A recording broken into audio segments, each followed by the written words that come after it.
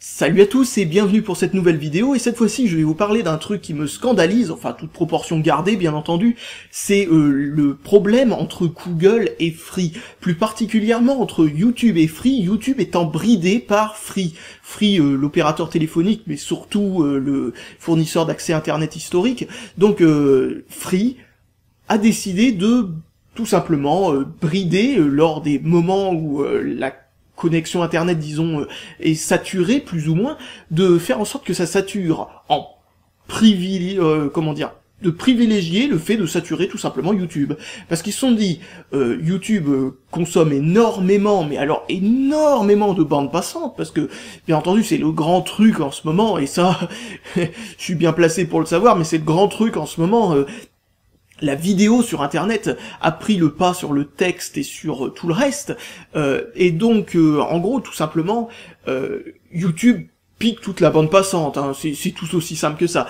Et donc Free s'est dit, oh bah tiens, au lieu d'investir dans des meilleurs réseaux, ce qu'on va faire, c'est faire payer Google pour qu'on ait de meilleurs réseaux, donc on va faire pression sur Google pour faire en sorte qu'ils payent nos réseaux. Alors comment faire pression sur Google? Eh ben on va empêcher tous nos utilisateurs Free de se connecter au site YouTube, tout simplement.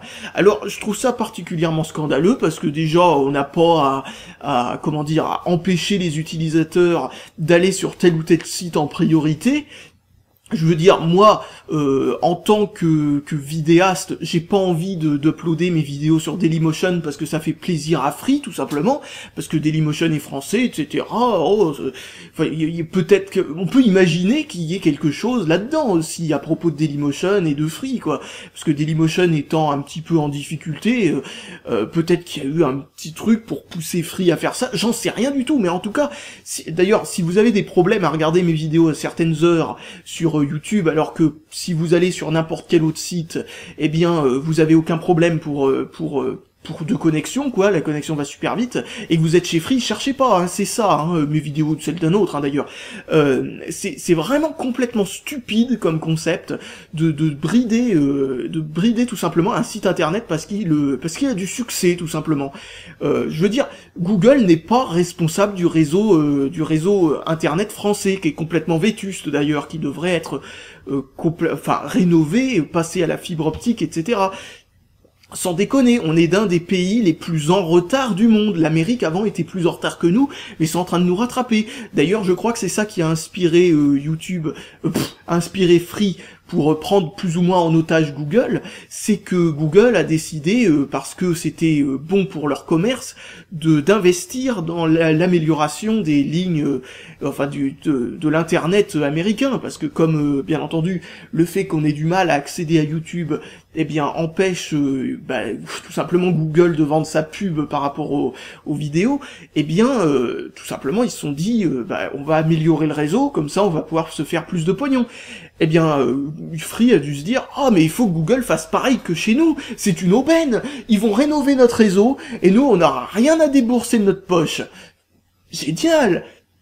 Je suis désolé, mais en tant qu'utilisateur, tout simplement en tant que client chez Free depuis longtemps, je peux vous dire que j'ai jamais remis en cause mon abonnement, parce que je me suis dit, Free, ils font payer moins cher, ils ont vraiment une meilleure qualité de service, quand on y connaît un minimum à la hotline, ils nous prennent pas pour de la merde, contrairement à Orange par exemple, qui, même quand c'est pas de notre faute, essaye de faire reposer tous les problèmes sur nos épaules, ce qui est absolument génial. Genre par exemple leur réseau a un problème, ça c'est une anecdote véridique que j'ai eue avec Orange.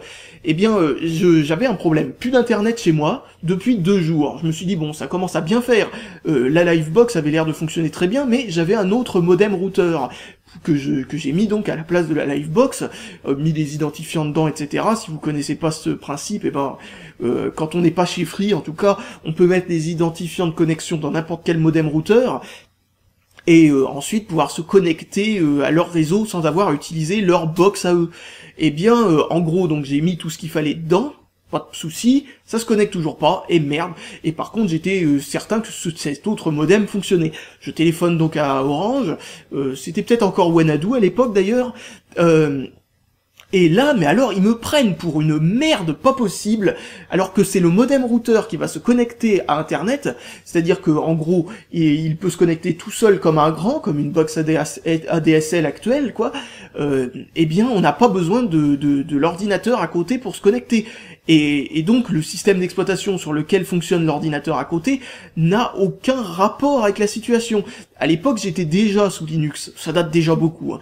J'étais déjà sous Linux, et donc je leur ai dit qu'il y avait absolument aucune raison que ça pose problème, que je fonctionnais sous Linux, donc du coup j'utilisais la fonction modem routeur de la Livebox, et non pas l'utiliser en mode PPPoE pour ceux qui connaissent ce genre de jargon, et donc j'utilisais donc pas le système de numérotation via Windows, en gros, qui permet de se connecter sans utiliser la fonction modem à l'intérieur même du modem, vous voyez, la fonction en gros de connexion automatique. Et donc, j'avais aucune raison de penser qu'il y avait un problème avec ce truc-là, car comme je vous l'ai dit, j'ai essayé avec un deuxième modem routeur. C'était beaucoup plus simple à cette époque-là d'utiliser n'importe quel modem sur sa ligne téléphonique. Et donc, en gros, ils m'ont pris, mais alors pour de la merde, mais alors comme pas possible, c'était un truc de taré. Et à peu près 20 minutes après avoir raccroché le téléphone, après avoir poireauté 2 heures d'attente et 30 minutes en se faisant parler comme un moins que rien, quoi. Et alors le plus drôle, c'est que pendant ces 30 minutes, qui sont bien entendu facturées énormément, pas moyen d'avoir une discussion constructive avec la personne, pas moyen d'obtenir quelqu'un qui puisse avoir une discussion constructive, parce que on peut bien entendu, on n'a aucun moyen, enfin aucune raison de reprocher à une personne en particulier de ne pas comprendre notre problème. Donc si on passe à quelqu'un d'autre, cette personne-là aura plus de chances. Ça lui est même pas venu à l'esprit de me passer quelqu'un d'autre, hein, même après lui avoir réclamé quelqu'un d'autre. Donc comme quoi, hein, ça lui est quand même, ça a buté contre quelque chose, quoi. Et donc, qu'est-ce que je voulais dire? Oui, 20 minutes après, la connexion était arrivée. Ah, faut savoir aussi que, je viens de me rappeler d'un dernier détail, après ces 30 minutes de discussion infructueuse, elle m'a quand même passé quelqu'un d'autre, mais le truc c'est que c'était encore une attente interminable, et j'ai fini par raccrocher au bout d'un certain temps, parce que j'en avais marre d'attendre pour quelqu'un qui ne viendrait jamais. Enfin voilà, donc j'ai failli avoir quelqu'un d'autre, mais non, je ne l'ai pas eu. Donc, vous voyez, chez Free, le truc c'est qu'au moins on a une hotline qui fonctionne correctement, en tout cas quand on y connaît quelque chose, peut-être qu'ils te prennent pour de la merde quand tu n'y connais rien, donc... oui, ça c'est chaque opérateur pour chacune des personnes différentes, faut croire. Et donc, qu'est-ce que je voulais dire à ce propos? Oui, Free a décidé de brider aussi les connexions vers YouTube sur les téléphones en connexion 3G, quoi. Quand on veut lire une vidéo sur YouTube, à certaines heures, tu te retrouves avec un bridage. C'est absolument génial, je trouve ça complètement scandaleux, encore une fois, hein. Comme je le disais, brider certaines connexions par rapport à d'autres, par rapport à leur utilisation, disons que quelqu'un qui consomme trop soit légèrement bridé par rapport à quelqu'un d'autre, et puis qu'il soit de plus en plus bridé par rapport à sa consommation, paraît logique. Qu'il soit bridé par rapport au site sur lequel il se connecte, je trouve ça absolument moisi comme façon de raisonner. C'est comme, je sais pas, tu prends le métro et tiens, toi tu vas devoir attendre 3 métros avant de rentrer dans le train, alors que l'autre personne a le droit d'y aller parce que toi tu vas à tel endroit et ça plaît pas d'aller à cet endroit-là pour des raisons purement financière, de stratégie, de pression sur certains trucs. Vous vous rappelez aussi le truc qui a pas fait long feu, où Free avait décidé de bloquer les pubs venant de Google, pour faire pression encore une fois contre Google pour qu'ils améliorent la qualité de la connexion, alors que c'est à Free de s'occuper de ça. Franchement, commence à devenir d'une puérilité monstrueuse. Je ne sais même pas si on peut avoir d'autres exemples, à part en France, hein, parce qu'en France c'est légion, hein, franchement, les entreprises et les personnes, hein, même les particuliers, qui se mettent à se comporter comme des débiles mentaux, comme des enfants gâtés, alors que, franchement, on a une liberté. Et cette liberté, faut se battre pour qu'elle existe. Je ne fais pas partie d'Anonymous, ce genre de conneries, mais là, faut quand même reconnaître qu'il y a une dérive qui n'est pas purement française, hein, bien entendu, mais qui a tendance à avoir un écho extrêmement comment dire, retentissant en France. Genre on se dit tiens c'est marrant, la justice en France elle est hyper lente. Tiens c'est marrant même quand les grandes entreprises partent en justice. Souvent, elles ont quasiment rien sur leurs épaules ensuite. Les Français, en plus, sont extrêmement rapides à oublier. Il suffit de changer le nom d'une entreprise et puis c'est bon, on peut repartir comme ça, comme sur des roulettes, après un scandale monstrueux. Enfin bon, voilà. Faut que tout le monde prenne ses responsabilités pour que les entreprises françaises arrêtent de nous prendre pour des vrais cons. Mais alors, ça commence à devenir catastrophique, quoi. Donc je ne sais pas quoi dire de spécial à propos de ce sujet-là, mais vraiment, je sais pas, si vous avez envie de faire ça, je sais que moi j'ai aucun poids, hein, c'est pas avec mes...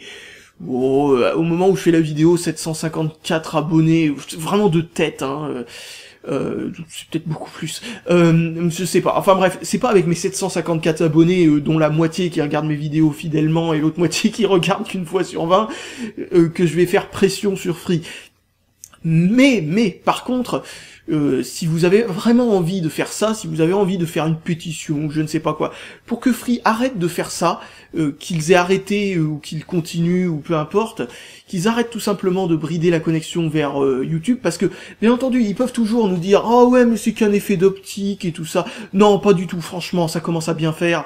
Quand on peut télécharger sur n'importe quel site à côté à 1,5 MO par seconde et que pendant ce temps-là même en 240p t'arrives pas à avoir la vidéo fluide sur YouTube, je suis désolé mais ça ne vient pas de ça. C'est vraiment un bridage qui est ciblé vers YouTube et ça se voit. Faut arrêter de nous prendre pour des imbéciles, franchement. Allez, donc salut à tous et à la prochaine.